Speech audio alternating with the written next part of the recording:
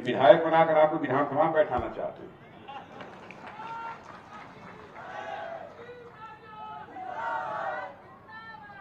बहनों भाइयों, अभी प्रदीप जी चर्चा कर रहे थे कि आज के 18-20 वर्ष पहले मध्य प्रदेश की क्या हालत थी और आज कितना बड़ा अंतर है। आप कहेंगे भाई 20 साल का समय कोई कम होता है, लेकिन मैं आपसे पूछता हूं, 50-55 वर्षों तक लगातार हुकूमत कांग्रेस ने की है। लगातार 50-55 वर्षों तक यह मध्य प्रदेश बीमारू राज्य के रूप में क्यों सारे हिंदुस्तान में जाना जाता है। ईमानदारी से अपने राज्य के विकास के लिए, अपने क्षेत्र की, अपने राज्य की जनता के विकास के लिए जो काम करना चाहिए, उन लोगों ने काम नहीं किया। अब हमारे शिवराज सिंह जी 17-18 वर्षों से मुख्यमंत्री हैं। बीच में 1.5 साल के लिए कमलनाथ जी टपक पड़े थे, लेकिन फिर चले भी गए, फिर लड़ रहे हैं। ठीक है, मुख्यमंत्री बन गए, उसमें किसी को कोई आपत्ति नहीं थी, लेकिन कम से कम जनता की भलाई के लिए जो केंद्र सरकार योजनाएं उपलब्ध कराती है, उन योजनाओं को तो प्रभावी तरीके से लागू करना चाहिए। 8 लाख आवास बनाने के लिए हमारे प्रधानमंत्री मोदी जी ने मध्य प्रदेश को कहा, लेकिन उन्होंने कहा कि नहीं, हम 2 लाख वापस करते हैं, हमारा 6 लाख में ही काम चल जाएगा। क्या आपको यह मंजूर है?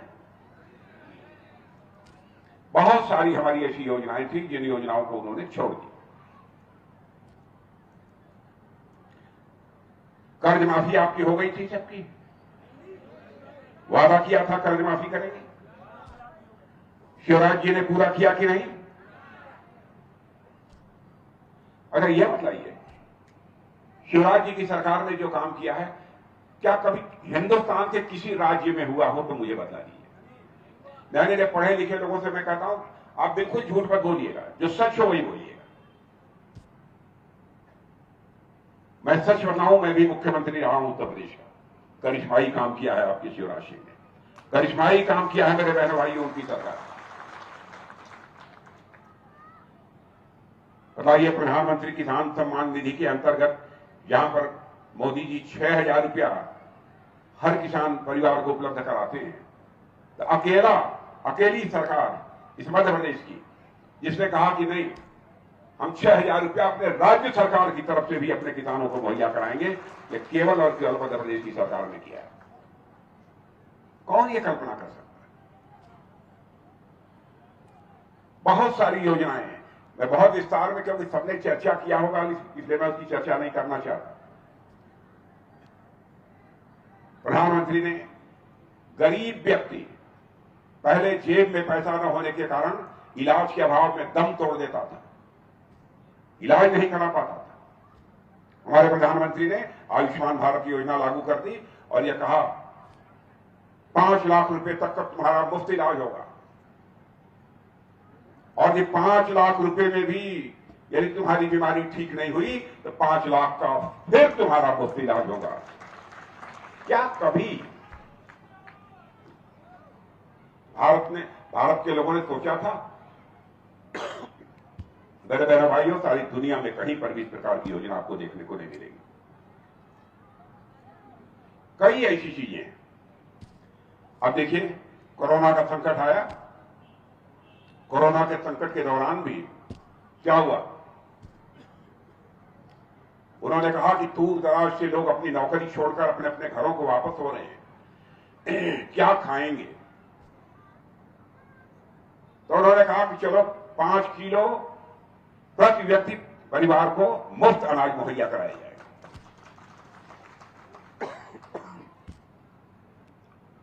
और 5 लाख रुपए 5 किलो अनाज मुहैया कराया जा रहा है।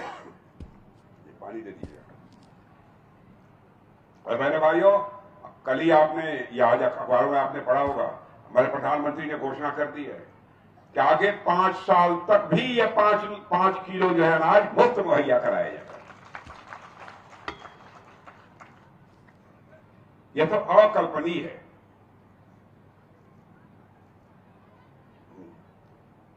जिसकी कभी कल्पना भी नहीं की जा सकती। ऐसे कई चीजें इस सरकार ने की है। अब इधर सागर में शायद हमारे प्रधानमंत्री आए थे तो 4000 की परियोजनाओं का शिलान्यास लोकार्पण भी किया है। और एक बड़ा काम, संत रविदास की प्रतिमा लगेगी, संत रविदास की प्रतिमा लगेगी, सामाजिक समरसता का संदेश देने वाले संत रविदास की।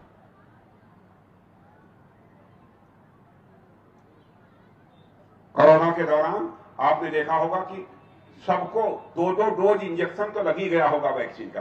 2-2 डोज लगा कि नहीं सबको? मैं आपको बतला दूं कि दुनिया के किसी भी देश में, अमेरिका सबसे धनवान देश माना जाता है, वहां रहने वाले लोगों को भी वैक्सीन की 2 डोज नहीं लगी है। लगी है तो केवल और केवल भारत में ही कोरोना की वैक्सीन की 2 डोज लगी। ऐसी चुस्त दुरुस्त सरकार अभी कोई सोच नहीं सकता। पहले जो नेता हुआ करते थे कबूतर छोड़ते थे। अब जानते हैं हमारा प्रधानमंत्री 56 इंच चौड़े सीने का प्रधानमंत्री, हमारा प्रधानमंत्री कबूतर ही नहीं छोड़ता, मध्य प्रदेश में आकर चीता छोड़ता है।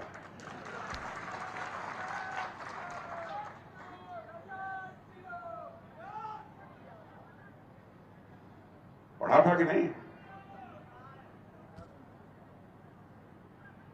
अब जो है यहां का जो मध्य प्रदेश का चीता प्रोजेक्ट है, आपको अंदाज नहीं होगा कि उससे लाभ क्या मध्य प्रदेश वालों को होने वाला है।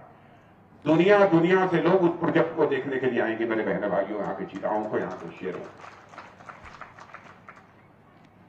बात बहुत छोटी सी लगती है लेकिन उसका बहुत बड़ा महत्व होता है। अब मैं विकास के आरोप की चर्चा करूं तो बहुत लंबी सूची है, बहुत कुछ करने होने की जरूरत नहीं है। मुझे चेहरा देखकर लग रहा है कि आप लोग सरकार के कामकाज से संतुष्ट हैं और आप लोगों ने मन बना लिया है। और देश का कद सारी दुनिया में बढ़ रहा है। यहां पर कोई विदेश गया था आपके गांव का, इधर उधर का कभी कोई है इधर विदेश में? किसी के घर का कोई है? नहीं है? इसके घर का? आपके घर का? अच्छा। बहनों भाइयों, सारी दुनिया में भारत का कद बड़ी तेजी के साथ बढ़ा है, बड़ी तेजी के साथ बढ़ा है। पहले दुनिया के मंचों पर भारत कुछ बोलता था तो दुनिया कहती थी कि भारत कमजोर देश है, सुनो न सुनो कोई फर्क नहीं पड़ता। आज यदि अंतर्राष्ट्रीय मंचों पर भारत कुछ बोलता है, दुनिया कान खोलकर सुनती है कि भारत बोल क्या रहा है, यह भारत के नीचे है। मोबाइल है आप लोगों के पास? ये मोबाइल जानते हैं, आज के 7 साल 8 साल पहले, मैंने अपनी सरकार दिल्ली में आने के पहले 100 में 92 मोबाइल दुनिया के दूसरे देशों से मंगाई जाती। और आज आपको जानकर खुशी होगी कि आपके प्रधानमंत्री ने करिश्मा कर दिया है मेरे बहनों भाइयों। अब 92% मोबाइल भारत में बनती है और भारतवासियों के हाथों से बनती है।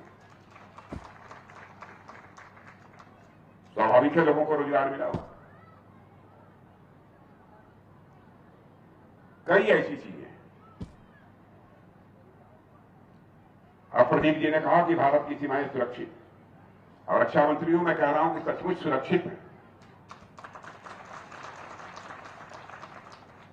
वैसे मैं जानता हूं भारत का चरित्र है कि भारत ने आज तक न तो दुनिया के किसी देश पर कभी कोई आक्रमण किया है और दुनिया के किसी देश की 1 इंच जमीन पर भारत ने कभी कब्जा किया है। लेकिन भारत की तरफ कोई बुरी आंख उठाकर देखने की कोशिश करेगा तो भारत उसका मुंहतोड़ जवाब देने की हैसियत रखता है मेरे बहनों।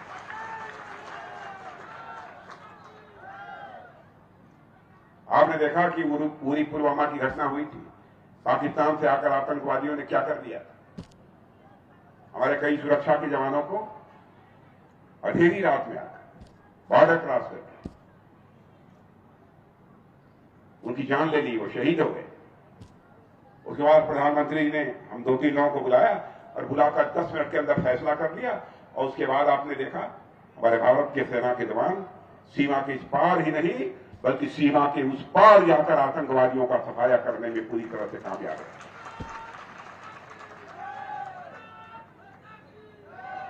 पहले टैंक, तोप, हथियार, यह सब सारी चीजें विदेशों से आती थी, जहाज, फाइटर प्लेन। आपको आश्चर्य होगा, इतने वर्षों के अंदर यह करिश्मा हो गया। बहुत सारी चीजें इसमें से हम लोग भारत में बनाने लगे। दुनिया से हथियार, यह सब सारा साजो सामान खरीदने वाला दुनिया का बहुत बड़ा देश ये भारत था, लोगों से खरीदता था दूसरे देशों से। लेकिन आज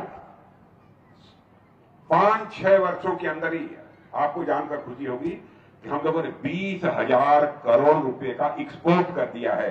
यानी जो चीज बनाते हैं रक्षा से संबंधित, तो गोले बारूद, मिसाइल, अब हम दुनिया के दूसरे देशों को दे रहे हैं। भारत आत्मनिर्भर बन रहा है। हम अपने पैरों पर खड़े हो रहे हैं। दुनिया के देशों पर हम निर्भर नहीं रहना चाहते। यह हालत है भारत की। और भ्रष्टाचार का जहां तक सवाल है, मैं आपको याद दिलाना चाहता हूं, राजीव गांधी जी ने एक बार कहा था ना कि क्या करें, हम 100 पैसा ऊपर से भेजते हैं, लेकिन नीचे पहुंचते पहुंचते बामुश्किल 14 पैसा लोगों की जेबों तक पहुंच पाता है। 86 पैसा यह भ्रष्टाचार की भेंट चढ़ जाता है। लेकिन मोदी जी ने क्या करिश्मा किया, ऐसी व्यवस्था कर दी कि अब 6,000 रुपया बैंक से निकलता है तो 6,000 का 6,000 आपके जेब में पहुंचता है, आपके खाते में पहुंचता है। तो भ्रष्टाचार भी यह भाषण देकर समाप्त नहीं किया जा सकता, बल्कि सिस्टम में, व्यवस्था में बदलाव लाकर ही समाप्त किया जा सकता है। यह सब सारे काम हमारी सरकार ने किए। यहां कौन कौन पार्टियां लड़ रही हैं प्रदीप जी? बीएसपी, आप? वाह वाह, बताइए, यहां कोई है नहीं चुनाव लड़ रही? चुनावी चिड़िया का नाम सुना है आपने? चुनावी चिड़िया जानते हैं? ये सपा, बसपा, ये सब आप चुनावी चिड़िया, यानी चुनाव के पहले कोई काम नहीं। जब चुनाव का समय आ जाएगा तो उत्तर प्रदेश से, दिल्ली से उड़ के यहां आ जाएंगी, और फिर चुनाव खत्म हो जाएगा तो यहां से उड़ के वापस चली जाएंगी। यह सब सारी राजनीतिक पार्टियां चुनावी चिड़िया है। लेकिन कोई समझिए है क्या है। इसलिए मैं कहना चाहता हूं कि हमारे प्रदीप जी को रिकॉर्ड मतों से जिता दीजिए।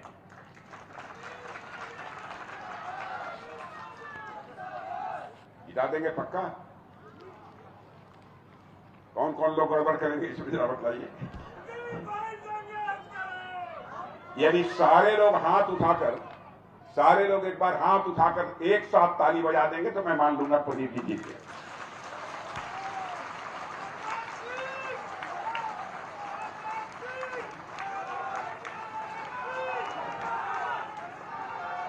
बोलिए भारत माता की। और एक बात और प्रदीप जी, ऐसा है, सागर में लगभग 4 सीटों पर मैं जा रहा हूं। सारी की सारी सीटें ये सागर की अधीन से आती है। तो एक बार आप हैं, अभी वो मैं आ रहा हूं वहां से, गोविंद सिंह जी, आप लोग मिलकर एक बार सागर की मीटिंग कर लीजिए, पूरे सागर की जनता की, जहां जहां मैं वोट मांगने जा रहा हूं। महीना, 2 महीना, 1 साल, 1.5 साल के अंदर एक बार हमको फिर से बुला लीजिए। और बहनों भाइयों, मैं दोबारा आना चाहूंगा इन लोगों के चुनाव जीतने के बाद। तो मैं फूलों की हार पहनने के लिए नहीं आना चाहूंगा, अपना स्वागत कराने के लिए नहीं आना चाहूंगा। एक बार शीश झुकाकर इस सागर की जनता के प्रति आभार व्यक्त करने के लिए आना चाहूंगा, इसलिए मैंने उनसे ले लिया। चले न चले बाबा जी, चले? क्यों बाबा चले? अरे कोई लाई हुई हो खाने वाने के लिए? नहीं। चलिए, आप सबको बहुत बहुत धन्यवाद। प्रदीप जी को जिताइए, यही आप सबसे मेरी अपील।